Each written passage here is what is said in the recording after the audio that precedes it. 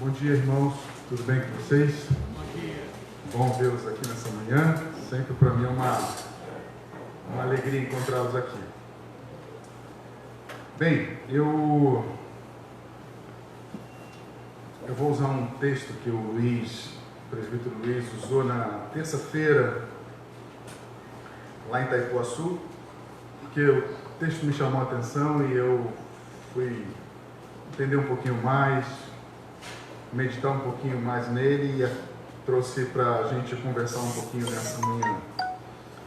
O texto está em Jeremias 10, do 1 ao 6. Eu não sei se nós vamos ter aqui. Caso não tenha, você pode abrir a tua Bíblia.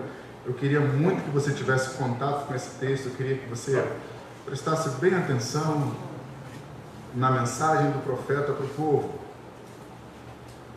E eu hoje gostaria de, se Deus quiser, naquilo que ele se propôs a falar conosco, ser bem objetivo com vocês. Ele diz assim, vamos lá. Ouçam o que o Senhor diz a vocês, ó comunidade de Israel. Assim diz o Senhor, não aprendam as práticas das nações, nem se assustem com os sinais do céu, embora as nações se assustem com eles. Os costumes religiosos das nações são inúteis. Corta-se uma árvore da floresta, um artesão a modela com o seu formão. Enfeitam-nos com prata e ouro, prendem tudo com martelo e pregos para que não balance. Com um espantalho numa plantação de pepinos, os ídolos são incapazes de falar, não tem como ser transportados porque não conseguem andar. Não tenham medo deles, pois não podem fazer nem mal e nem bem. E aí o versículo 6 foi o que nós utilizamos lá. Não há absolutamente ninguém comparável a ti, ó Senhor. Tu és grande e grande é o poder do teu nome. Amém? Vamos orar. Pai querido, nós te louvamos, te agradecemos por essa manhã. Obrigado pelas canções que cantamos, que exaltam o seu nome e nos dá a alegria de perceber em nós a transformação que o Evangelho faz. Que nessa manhã o Teu Espírito Santo abra os nossos olhos de fato e faça com que a Tua Palavra chegue aos nossos corações, alimente a nossa alma e sacia toda a nossa sede. Em nome de Jesus, amém. Bem, irmãos, eu pensando um pouco nesse texto e pensando um pouco na Bíblia, na Palavra de Deus, eu percebo que a Bíblia ela não foi escrita para provar para ninguém a respeito da existência de Deus. Eu não vejo a Bíblia como um livro onde tenha o seu objetivo único revelar para as pessoas que Deus existe. Eu acho que a Bíblia não precisa ter esse propósito na sua existência quando ela foi escrita. A Bíblia, na verdade, é um livro que foi escrito num tempo muito difícil, onde se existiam vários deuses com letra minúscula, deuses criados pelas mãos dos homens, hoje a gente chama de ídolos do nosso coração. Vocês sabem que todos nós, quando perdemos o contato com Deus, pelo fato de termos sido criados para adorar a Deus, nós temos uma carência, uma necessidade de estarmos o tempo todo adorando a algo. Quando nós não nos encontramos com Deus, nós adoramos a vários ídolos. Nós criamos para nós algumas coisas que possam tentar satisfazer essa necessidade que nós temos. Na verdade, isso não é possível, logo o ser humano vive o tempo todo nessa carência, nessa sede, nessa busca por algo que possa satisfazer a tua alma.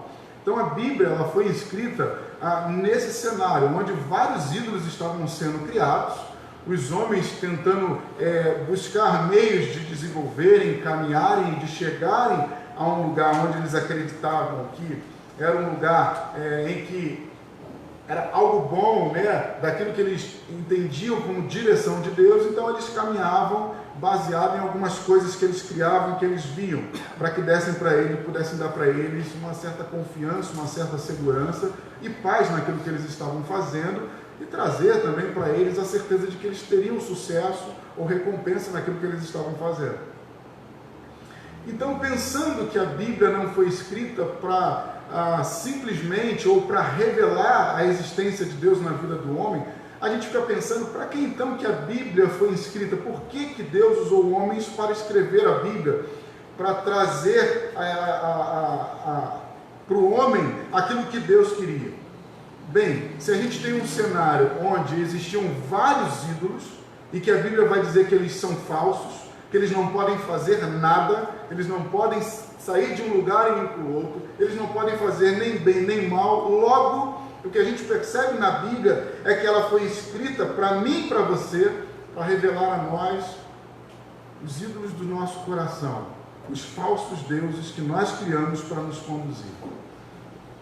Então ela não veio para revelar Deus para mim e para você. Até porque, irmãos, não acredito que existia alguém que não acreditasse em Deus, que não percebesse a sua existência no mundo. Com tudo que ele fazia, pelas manifestações, pelas pessoas que ele levantava, pelos profetas que falavam em nome dele. Então não vejo essa necessidade primária da Bíblia em revelar Jesus Cristo ou revelar a Deus, revelar ao homem a sua existência. Penso que quando a Bíblia foi escrita, foi para tirar de mim e de você esses deuses que nós criamos no decorrer da vida por conta de termos perdido a comunhão com Ele.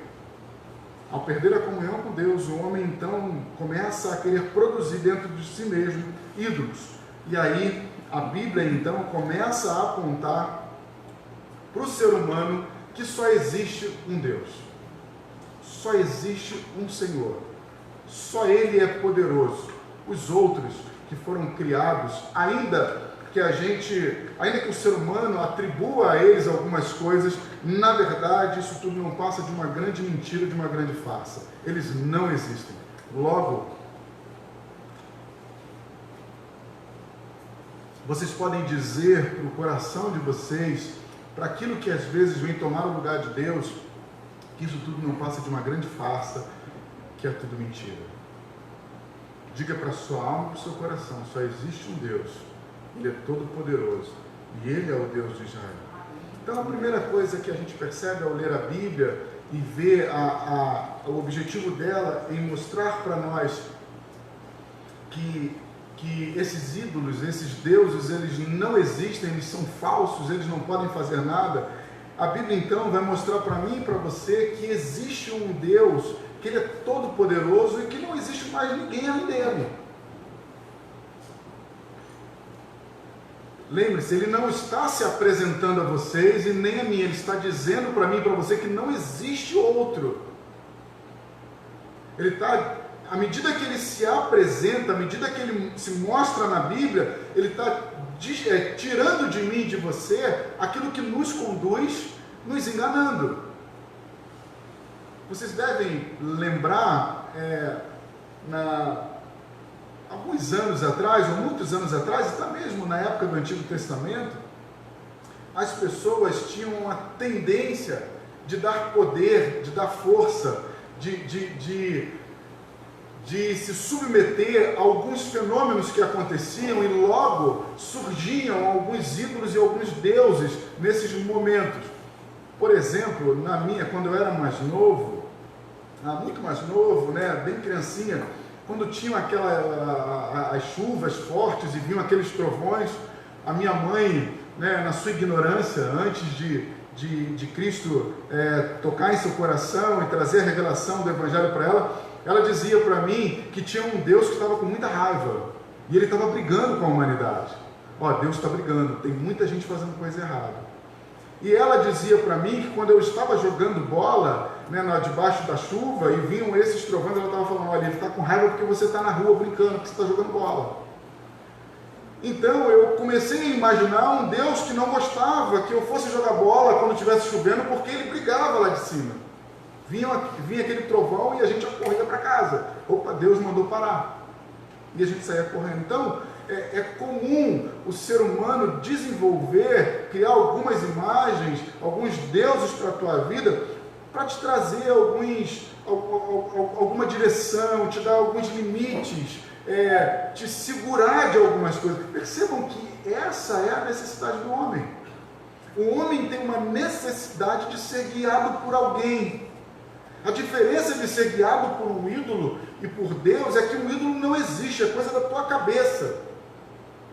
E um ídolo, ele vai o tempo todo exigir de você alguns sacrifícios. Ele vai te pressionar, ele vai te trazer medo, ele vai botar peso em cima de você. Deus não. Deus, ele vai lidar com você com amor. Deus, ele vai lidar com você sabendo das suas necessidades. Ele não vai exigir que você faça coisas nas quais ele sabe que você não pode fazer. Já o ídolo não. O ídolo, ele vai sim, ele vai te castigar. Ele vai te pressionar a viver de forma bem diferente daquilo que a palavra diz.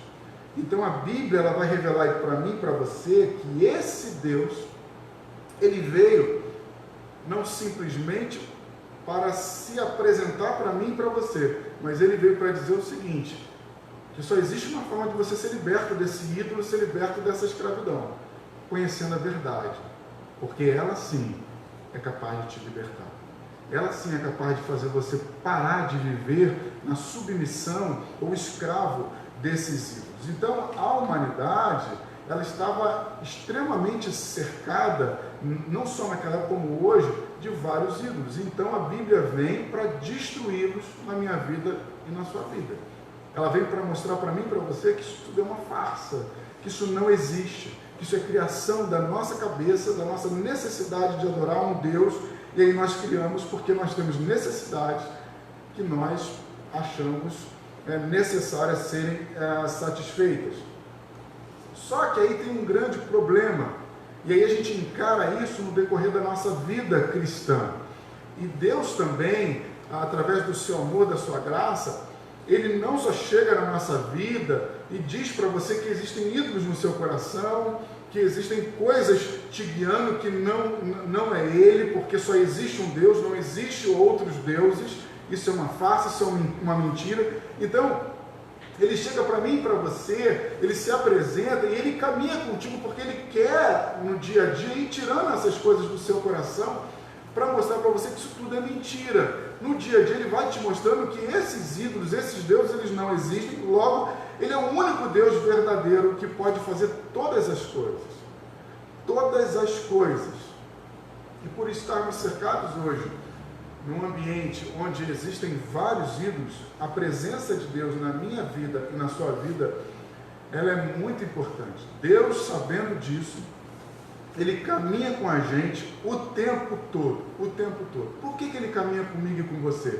Porque ele sabe que uma vida submissa a esses falsos deuses, a esses falsos ídolos, vai trazer para mim e para você uma vida de escravidão. Na verdade, você não vai ser um cristão liberto, você não vai ser um cristão livre. Pelo contrário, você vai ser um cristão em que você vai viver preso, porque você automaticamente vai fazer da sua relação com Deus a mesma relação que você tinha com os ídolos. Você vai achar que pelo fato daquele relacionamento que você tinha com esses ídolos, com esses deuses que você criou na sua vida, você vai achar que da mesma forma que eles necessitavam de alguma coisa e exigiam de você sacrifícios e uma vida de escravidão, você vai acabar tentando desenvolver isso também com Deus. E, na verdade, não é isso que Deus quer. O próprio Paulo vai dizer que o povo foi liberto foi livre para viver uma vida de liberdade em Cristo. Não para ser aprisionado em Cristo, no sentido de viver sendo escravo. Então, quando você percebe essa diferença, você passa a viver com Jesus Cristo, com Deus de maneira diferente. Existem pessoas hoje que elas são tão presas a esses ídolos do seu coração, a esses falsos deuses que elas criam, que não é o Deus da Bíblia, não é o Deus verdadeiro, que elas acham que se tirar uma corrente do pescoço, a vida delas vai desmoronar. Muita coisa vai dar errado. Tem, às vezes, em um cordão, algo poderoso. No dia em que a minha avó me deu esse cordão, a minha vida mudou. Olha, eu não posso perder esse cordão. Um dia eu estava na praia Eu não lembro quem me deu um cordão, acho que foi minha esposa, comprou um cordão com Dona Cecília bonito para mim de ouro, estava na praia, mas já levou. Mergulhei, de alguma maneira ela veio e arrancou. Eu fiquei triste com aquele cordão. Eu falei, e agora? Eu não vou ser mais o Alessandro. Tinha uma estrelinha de Davi, e eu, igual um louco, achando que eu ia encontrar no mar aquele meu cordão. Brincadeira, irmão. Eu falei, mãe, já levou, estou aqui brincando. Mas, na época, na verdade eu usei essa frase porque um dia eu estava com o Cláudio em algum lugar, numa praia, não lembro aonde, ele estava com um boné e a gente andando ali de barco, o boné dele foi embora, eu falei, a mãe já levou meu boné. Aí daí eu comecei, o meu chapéu, daí eu usei essa frase nesse dia que o meu cordãozinho foi embora. Mas existem pessoas que elas são tão apegadas a essas coisas, elas criam uma identidade com aquilo ali e acham que aquilo ali vai fazer diferença na sua vida. E trazendo hoje, irmãos, para o nosso contexto cristão, existem muitas pessoas que acreditam ou se sentem tão pressionadas que acham que pelo fato de não ter dado o dízimo esse mês ou o mês passado, no mês que vem, o gafanhoto vai comer todo o teu salário. Mês que vem, se alguém fizer um comentário que a empresa vai fazer demissões, você fica desesperado. Porque você não deu o dízimo aquele mês, ou porque você não fez aquela oferta que você tanto prometeu fazer. Então, às vezes, a gente traz aquele relacionamento que nós tínhamos com os ídolos antes de conhecermos a Cristo, para vivermos com Ele. E, na verdade, não é isso que Ele quer. A Bíblia diz que Ele veio para nos libertar e para viver com a gente de uma maneira diferente. Por isso que Ele diz, só existe um Deus, não existe outro. Não há outros deuses, não existe nada disso, só existe um Deus. E é o Deus do povo de Israel, o Deus a quem a gente segue, é o Deus a quem a gente serve. E o interessante é que quando você começa a viver com esse Deus, quando Ele se revela a você, Ele tira de mim, de você o medo, Ele tira de mim, de você essa vida de escravidão. Todas as vezes que Deus se apresentou a alguém ou apareceu para alguém, a primeira coisa que Ele disse foi o seguinte, não temas, você não precisa ter medo. Porque quem está aqui é um Deus de amor, é um Deus que não veio exigir de você nada que você não possa fazer, ou nada que você não possa me dar naquilo que eu estou te pedindo, naquilo que eu estou querendo ter com você. Então Ele se apresenta como um Deus que tira o medo. Ele não vem como alguém que vai o tempo todo ficar negociando com você, exigindo de você algumas coisas. Irmãos, viver sob o domínio de ídolos e de falsos deuses é terrível, é uma luta. Para tirar algo deles, você tem que trabalhar muito. Você tem que pagar um preço muito alto. Porque eles exigem. Eles te levam a um nível de escravidão insuportável. E você tem que agradecer muito a Deus, porque a sua vida hoje é guiada pelo Senhor. Muito a Deus. Porque não ter esse entendimento é algo terrível. É viver uma vida de escravidão, é viver uma vida de muita dor, muito peso. E Cristo veio justamente para tirar de mim, de você, esse peso, essa escravidão. Então, cuidado no seu relacionamento com Deus, você não viver da forma como você vivia antes de conhecê-lo. Porque a Bíblia, ela veio para revelar para mim e para você que nós somos cercados de falsos deuses, de ídolos que tentam assumir a posição de Deus na nossa vida. Uma outra coisa interessante é que quando esses ídolos vêm, se apresentam para nós, eles sempre exigem de nós algumas coisas. E Deus não. Deus, ele quando vem ao encontro do ser humano, ele não vem para pedir nada, pelo contrário, ele veio para dar. Ele veio para te dar algo, para te ter novamente com Ele, para viver um relacionamento com Ele. A Bíblia veio mostrar para mim e para você que existe um Deus na qual todos nós devemos dobrar os nossos joelhos e agradecer por tudo que Ele tem feito por nós. Ele não vem para colocar para mim e para você, você tem que fazer isso, você tem que fazer isso, você tem que fazer isso, porque se você não fizer, eu vou mostrar para você aquilo que eu sou capaz de fazer contigo. Não. Ele, quando veio na minha e na tua direção, ele veio apresentando o teu filho para morrer por nós, fazendo esse sacrifício em nosso lugar, para que nós pudéssemos então voltar a viver com ele e ter comunhão com ele. Que você viva assim o Evangelho. Olhe para dentro de você, examine o teu coração e não deixe que falsos ídolos, falsos deuses, que não podem fazer nada, irmãos. Percebam o tamanho da ignorância do ser humano quando ele não tem Deus. E às vezes, quando nós temos o Senhor e queremos desenvolver um relacionamento com Ele parecido com o que a gente tinha com os deuses que nós servíamos antes do Senhor, não dá para viver da mesma forma. Não dá.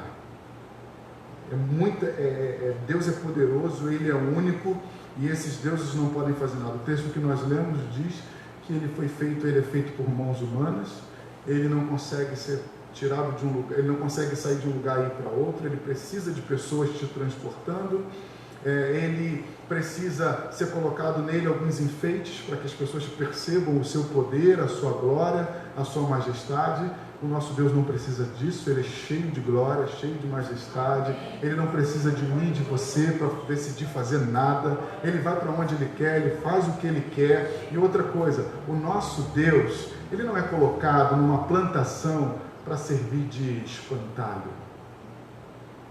Ele nunca vai Ele nunca vai se permitir que alguém faça isso com Ele. Ainda que o meu coração, o teu coração tente fazer isso com Ele, Ele nunca vai se permitir isso. Nunca. Mas um dia sim, Ele veio, Ele não serviu de espantalho numa plantação, mas Ele enviou Jesus Cristo. Ele veio em forma de homem. E esteve no centro da cruz, esteve lá na cruz, sofrendo, sendo envergonhado diante das pessoas, mas Deus o exaltou, porque através de Jesus Cristo, eu e você voltamos a ter comunhão com Ele.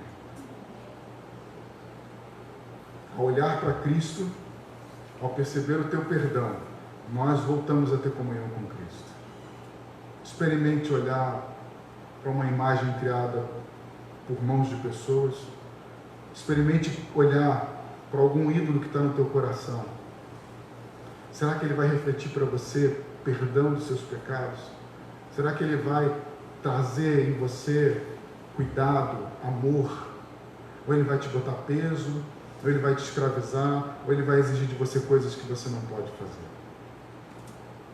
Pense nisso, que Deus te abençoe. Eu quero chamar os músicos.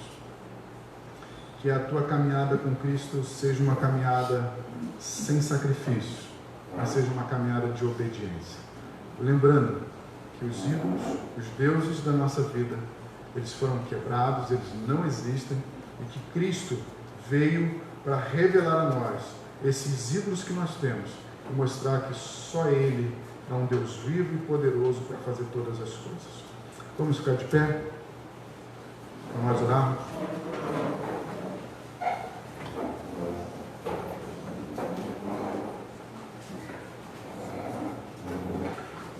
Nós vamos orar. Eu queria chamar também os meus irmãos para a gente servir a ceia. Quando você pegar os elementos da ceia, você fique à vontade para comer e beber na hora em que você quiser. Nós não damos para você um start para que você faça isso. Você coma e beba na hora em que você quiser. Só pode participar da ceia aquelas pessoas que são cristãs, que confessam Jesus Cristo como seu Salvador, seu único Salvador, estejam em comunhão com Cristo. E caso você está aqui um cristão, mas hoje você percebe que você não se sente digno, na verdade, de comer do pão e beber do cálice, lembre-se que Deus é o único capaz de perdoar os seus pecados e de fazer com que você sente a mesa dele hoje mesmo. Se você hoje estiver se relacionando com um ídolo, para poder participar desse momento. Talvez Ele diga para você: faça isso, e depois você venha e sente à mesa comigo. Mas se o teu relacionamento for com Jesus Cristo, o Deus verdadeiro, aquele único que pode perdoar os nossos pecados e saciar a nossa alma, eu tenho certeza absoluta que Ele vai dizer para você hoje mesmo: perdoados são os teus pecados. Coma e beba. Se esse for o Deus que você tem se relacionado, eu tenho certeza que você vai comer do pão e beber do cálice. Porque essa é a vontade de Deus. Amém. A vontade de Deus não é que você saia daqui, tente fazer várias coisas para agradá-lo e aí semana que vem você volte para cear. Não. Pelo contrário, hoje mesmo Ele te diz: se você confessar a mim, eu sou fiel e justo para perdoar os teus pecados e para tirar tudo aquilo que tem te conduzido para uma vida distante de mim. Que Deus te abençoe. Feche seus olhos. Pai querido, nós te louvamos, te agradecemos por essa manhã. Deus, como é bom ter a certeza de que adoramos um Deus que é verdadeiro. Um Deus que, percebendo a necessidade do ser humano, ao sair do jardim e tentar buscar uma imagem, alguém que possa dar para eles aquilo que só o Senhor dava e preenchia. Eles se perdem, eles se envolvem com outras tradições, com outras culturas, eles se prostram diante de imagens, mas o Senhor é tão poderoso, tão cheio de graça, de amor e de misericórdia, que o Senhor então levanta homens e inspiram esses homens para falar, para revelar a dureza do coração, a desobediência, mostrar os caminhos por onde essas pessoas